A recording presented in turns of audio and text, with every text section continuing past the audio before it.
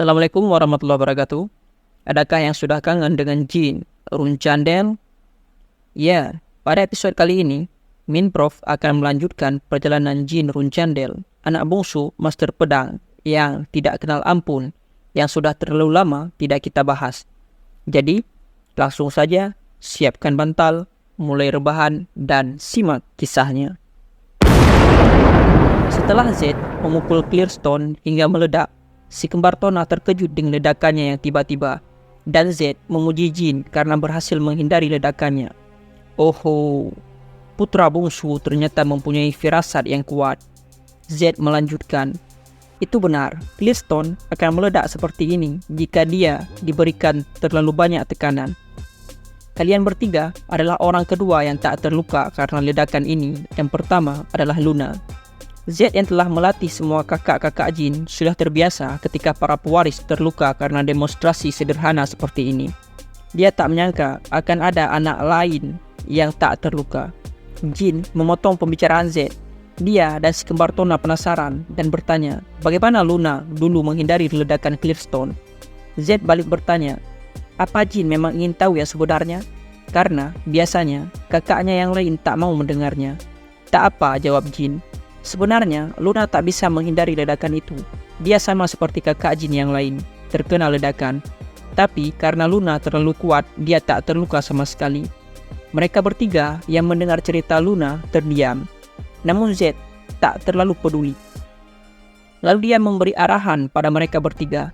Baiklah, mulai sekarang kalian bertiga akan memukul Clearstone setiap sore, sampai Clearstone mengeluarkan suara yang jernih dan bersih. Tak peduli dalam keadaan apapun mereka memukulnya. Dan mereka bertiga patuh dengan perintah Z. Di tempat lain, Luna sedang bersantai dan pengasuhnya membawakannya teh. Melihat teh, Luna berterima kasih pada naninya. Tentang sesuatu yang Anda katakan saat itu, Nona, Nani Luna memulai pembicaraan. Ya, tentang saudaraku yang ingin membunuh jin, kan? Luna memastikannya. Naninya membenarkan Luna dan berkata kalau dia curiga pada Miu dan Annie. Kemungkinannya sangat besar karena baru-baru ini mereka berdua menguasai jin. Namun Luna tak setuju dengannya meskipun mereka berdua sudah bertindak bodoh. Tapi mereka tak akan segila itu sampai-sampai ingin membunuh jin sebagai salah satu pewaris saat masih di Castle Storm, karena sangat dilarang bagi seorang pewaris untuk melakukan konflik hegemoni kepada pewaris lain yang masih di Castle Storm. Ditambah, jika hal itu terdengar oleh telinga ayah, mereka akan berada dalam masalah besar, ucap Luna. Naninya lalu bertanya, jadi menurut Anda, seberapa besar kemungkinan Tuan Muda Jin berbohong atau salah sangka? Karena waktu itu dia masih berumur 10 tahun. Aku cuma bisa merasa kedua hal yang kau sebutkan itu bisa saja terjadi. Tapi nyatanya kita telah mengawasinya selama 5 tahun. Tapi tak ada yang mencurigakan.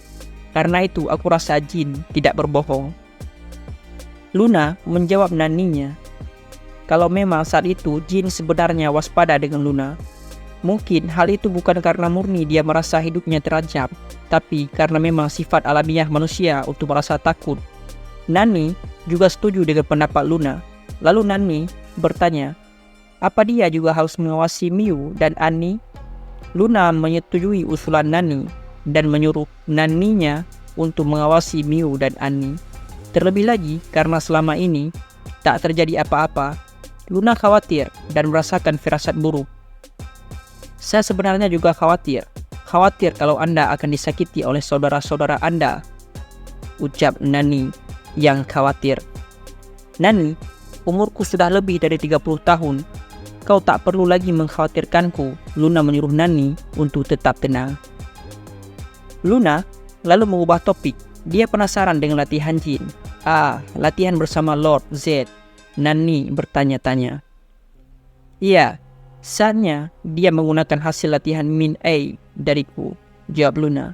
Rasanya mungkin lumayan sakit jika terkena ledakan Clearstone. Kuharap dia baik-baik saja. Rasanya menggemaskan melihatnya tumbuh dewasa.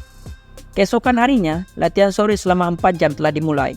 Jin merasa dari semua latihan yang pernah dia lakukan, ini adalah latihan yang paling sulit. Dan yang paling membuatnya kesal adalah suara Clearstone yang sangat tidak enak didengar. Z kemudian memberi waktu istirahat 5 menit. Saat sedang istirahat, Jin berpikir, kukira latihan ini untuk mengendalikan kekuatan dan konsentrasi. Tapi aku salah. Dari awal, seharusnya aku lebih memprioritaskan daya hancur auraku. Paman bisa menghancurkan Clearstone tanpa menggunakan aura, tapi karena kekuatan fisikku tak terlalu kuat, aku harus melatih aura untuk menutupi kelemahan itu. Intinya, Jin harus membuat Clearstone mengeluarkan suara yang jernih sekaligus menghancurkannya. Tapi dia tak terburu-buru, karena kakak-kakaknya dulu tak bisa melakukannya di kehidupan Jin sebelumnya. Karena itu, dia juga tak mungkin bisa langsung menguasainya. Z yang memperhatikan mereka bertiga sedikit kagum karena mereka bisa bertahan dari suara Clearstone. Meski mereka beristirahat sambil memegang pedang, tapi Z merasa kalau Jin berbeda dari kakaknya. Mungkin saja dia bisa memecahkan rekor Luna. Z berkata dalam hatinya, hari sudah malam, saat latihan sore sudah selesai. Namun hanya Jin yang masih punya tenaga, sedangkan si kembar Tona pingsan karena kelelahan. Sampaikan pada kakakmu, jika mereka berdua pingsan lagi besok, sebaiknya tak usah datang saja, ucap Z sebelum mereka pergi. Z sudah mengira kalau si kembar Tona akan pingsan, tapi mereka pingsan lebih lama dari yang dia kira. Tapi mereka masihlah seorang runcandel dan yang termuda. Kenapa harus anak bungsu? Z berteriak kesal. Jika saja dia terlahir 10 tahun lebih awal, dia bisa menjadi orang yang menguasai klan Runcandel. Kakak sialan, apa saja yang dia lakukan selama ini sangat disayangkan. Bagaimanapun Z memikirkannya, itu tak berguna dan sangat disayangkan. Sebulan kemudian, Maret 1795, pusat latihan kadet menengah. Salah seorang mentor memanggil semua kadet menengah dan membuat pengumuman. Misi pertama di tahun ini untuk kelas menengah telah ditentukan. Para kadet yang disebut namanya harap maju ke depan. Misi pertama adalah misi pengawalan. Orang yang harus kalian lindungi adalah para Rocky dari asosiasi Minchi, Smithy, dan misi akan diberikan pada Houston. Budding. Misi ketiga adalah penaklukan monster. Target penaklukan adalah Orcs. Tempatnya berada di zona berbahaya wilayah Kurano. Yang akan ditugaskan adalah mentor terdiam sesaat sebelum menyebut nama.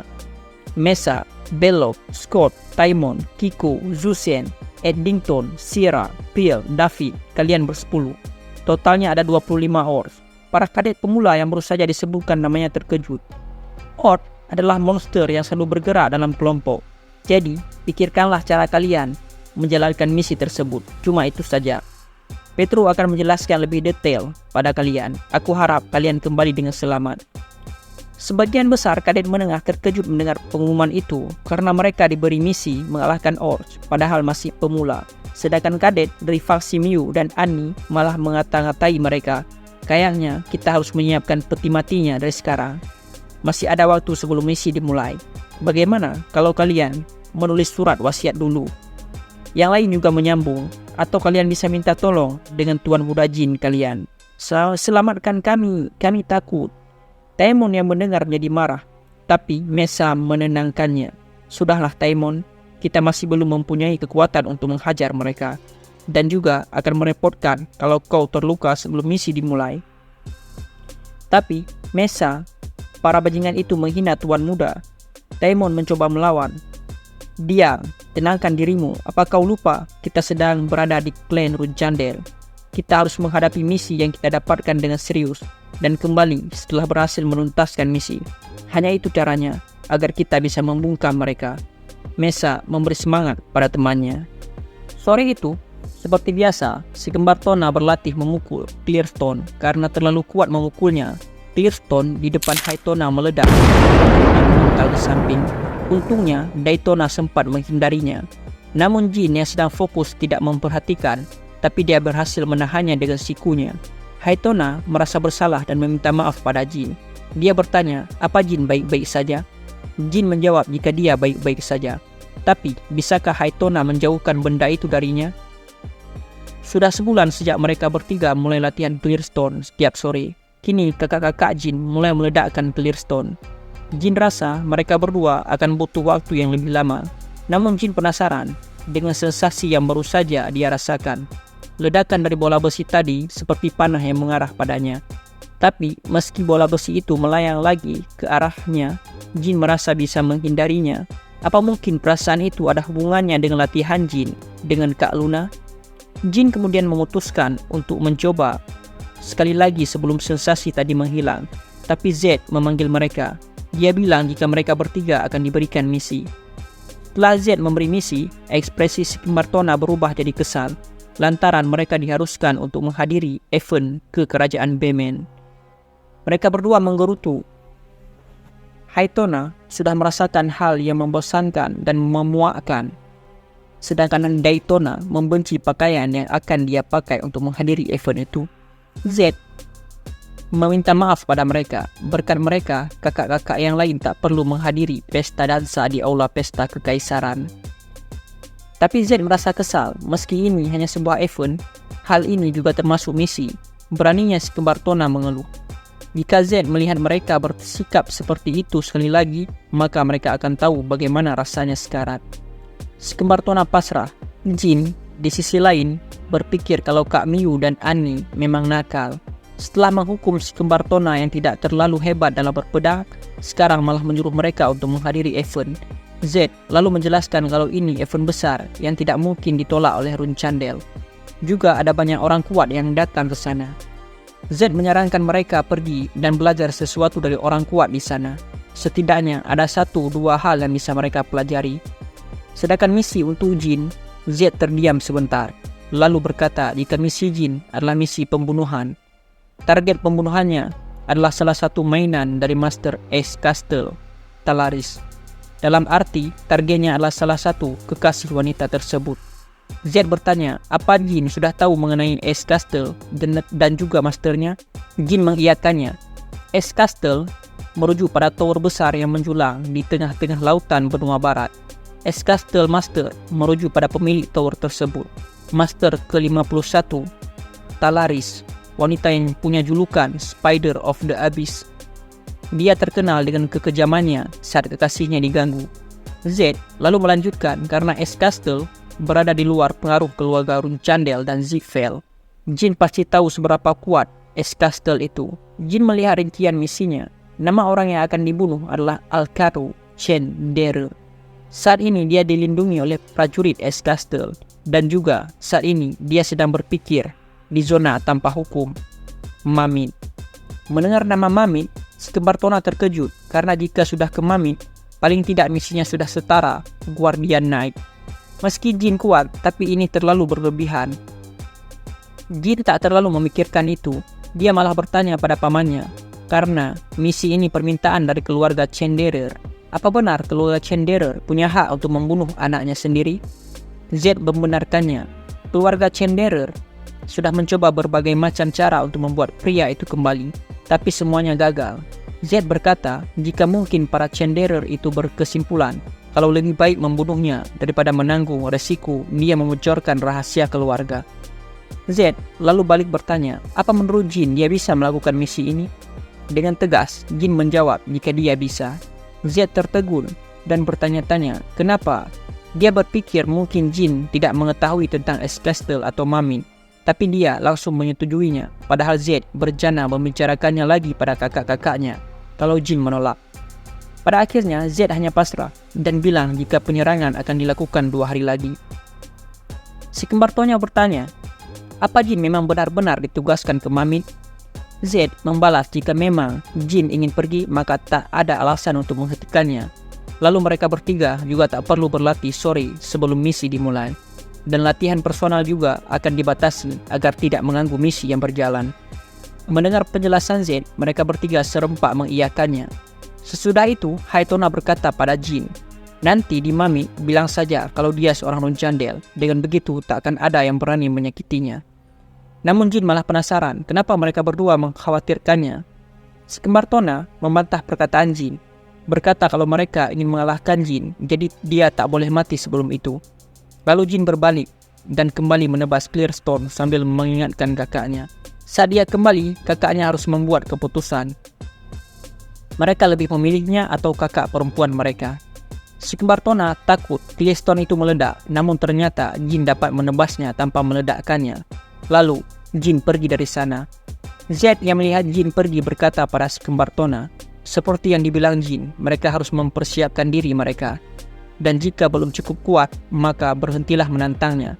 Itu pun jika mereka ingin hidup lebih lama. 2 hari kemudian, Jin bersiap-siap ingin pergi ke Mamik. Di gerbang, dia bertemu dengan kadek seangkatannya. Mereka ingin mengucapkan perpisahan dengan Jin. Tapi, mereka sedikit terkejut melihat rambut Jin yang diwarnai. Jin menjelaskan kalau dia harus sedikit menyamar agar tidak ketahuan jika dia seorang runcandel. Karena misi Jin dan kadek lainnya berbeda, jadi dia akan pergi ke teleportation gate yang berbeda. Misi para kadet adalah misi penaklukan, jadi Jin harus mengurus semua sendiri. Melihat wajah kadet-kadet yang murung, Jin bertanya, apa ada masalah? Namun Mesa berkata jika mereka hanya ingin mengantar kepergiannya.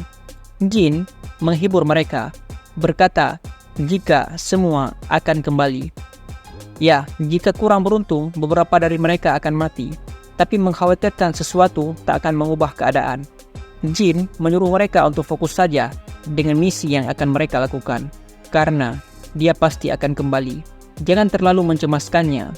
Belop lalu mengucapkan perpisahan dan akhirnya mereka pergi. Jili yang melihat semua itu memuji Jin sebagai pemimpin yang baik. Jin lalu menyuruh Jili untuk menjaga kadet-kadet itu untuknya. Murakan menimpali berkata jika Jin tak perlu khawatir karena ada dia sang Black Dragon. Namun Jin memotongnya dan mengingatkan Murakan agar tidak tertangkap dan jangan mengungkapkan identitasnya. Murakan kesal mendengar Jin menasihatinya, lalu dia mengomel-ngomel. Jinlah yang seharusnya jangan sampai tertangkap dan jangan lengah hanya karena dia sedang menyamar. Murakan lalu pergi sendirian mengikuti kadet-kadet itu. Jili lalu berkata, karena Murakan juga pergi, sepertinya dia akan sedikit kesepian. Tapi Jin menyuruh Jili menganggapnya sebagai hari libur. Dan dia akan membawa oleh-oleh saat dia kembali nanti. Meski begitu, Jili masih khawatir tugas untuk membunuh kekasih Master Ace Castle itu terlalu sulit. Walaupun Jin jauh lebih kuat dibandingkan dengan kadet menengah lainnya, tapi tetap saja Mamik adalah tempat yang berbahaya. Jili lalu mengingatkan Jin untuk berhati-hati. Jin naik ke kudanya dan berkata jika dia pasti akan kembali. Dan berakhirlah kisah Jin Runcandel pada hari ini. Min Prof pamit undur diri. Sekian, Assalamualaikum warahmatullahi wabarakatuh.